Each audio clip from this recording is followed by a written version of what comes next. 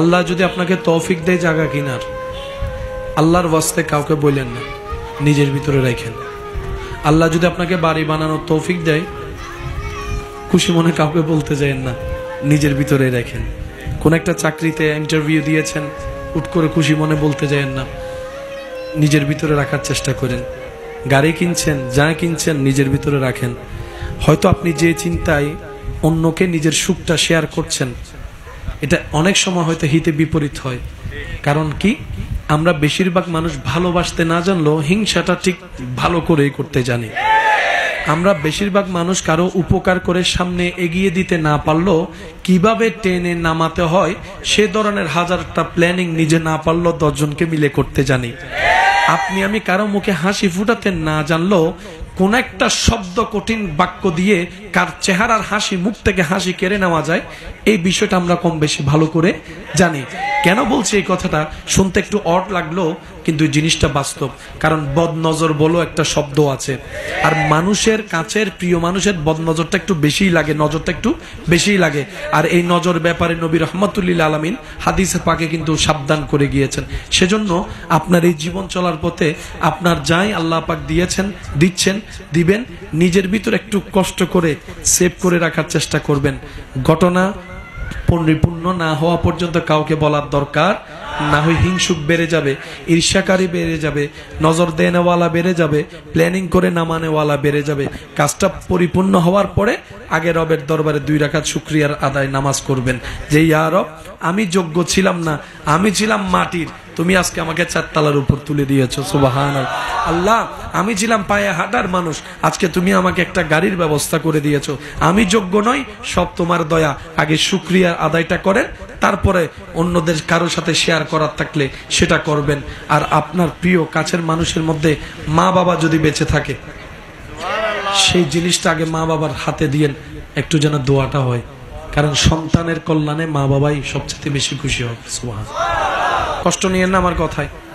কেউ কারো ঘরে বেড়াতে গেলে যতগুলো রুম থাকে, মানুষ যারা যায় মেহমান, ওরা কোন রুমে বসে বলেন? আমরাও যদি এখন কোথাও যদি বেড়াতে যাই কারো বাসায়, কোন রুমে? ভিতরে কয়টা রুম আছে আমাদের জানা সম্ভব? ওই রুমের বিছানার চাদর কি কি কালার জানা সম্ভব?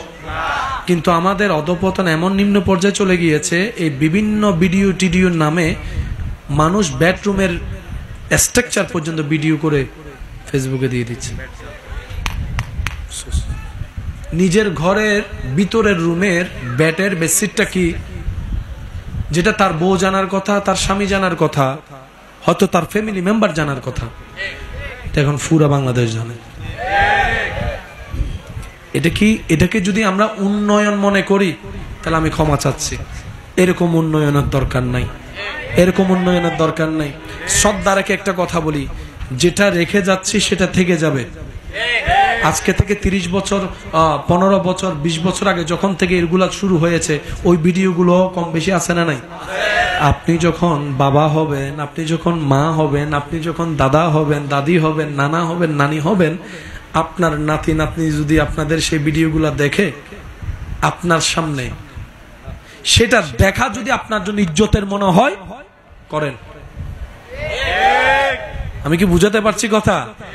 যদি সেটা আপনার জন্য প্রাউড ফিল হয় যে আমি বুড়া হয়েছি, আমার নাতি আমার সেই 20 বছর 30 বছর আগের ভিডিওগুলো দেখছে, এটা যদি আপনার জন্য ভালো লাগে, এটা আপনার ব্যক্তিগত ব্যাপার।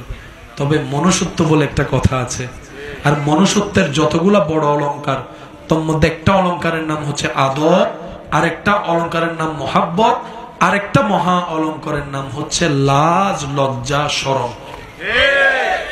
যার ভিতর লজ্জা নাই তার ঈমান, এটা একটু মিলে দেখলে বুঝবেন। দিন দিন যে অপরাধ বেড়ে যাচ্ছে তার অন্যতম কারণ হচ্ছে লজ্জা কমে গেছে। আল্লাহ আমাদের সবাইকে হেফাজত করুন। আপনাদের এলাকায় পরে মোটামুটি বয়স হলে এটা পড়তে লজ্জা লাগে না? একসময় লাগতো তো, এখন লাগে। এটা কেমনে হলো? শুধু আমার যুবক ভাইদেরকে বলি, আজকে যা ঘটছে সেটা 30 বছর আগে ওরা প্ল্যানিং করে ফেলছে। একটু বুঝবেন, আজকে যা ঘটবে এটা 30 বছর আগে থেকে প্ল্যানিং করছে যে ওরা মুসলমানকে 2025 সালে কোন রূপে দেখতে চায়। এখন আপনাকে যদি একটা বাটি পেন দেয়, আপনি 20 বছর আগে পড়তেন, তা আপনাকে এই পড়ানোর জন্য লজ্জা ভাঙতে হবে। তখন তারা কি করলো, এই এমনে ফ্যান থেকে জিন্স ফ্যান আনছে। জিন্স ফ্যানের মধ্যে আগে কখনো দাগ ছিল, তারপর আসছে দাগের জগতে হালকা দাগ, দেখে যে এটা সেল হয় কিনা।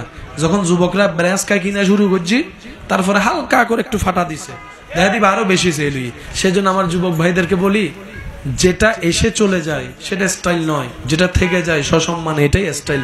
সেজন্য সবচেয়ে বড় স্টাইল হচ্ছে ইসলামে। আরো জোরে বলেন, ইসলামে যে স্টাইল পোশাকের দিয়েছে, দাড়ির দিয়েছে, চুলের দিয়েছে, তখনও যেটা ছিল এখনো সেটা আছে, কিয়ামত পর্যন্ত সেটাই থাকবে। আল্লাহ তাআলা আমাদেরকে ইন্নাদ-দীনা ইনদাল্লাহিল ইসলামের সাথে হৃদয় জড়িয়ে রাখার তৌফিক দান করুন, অন্যকে ভালো রেখে নিজে ভালো থাকার তৌফিক দান করুন।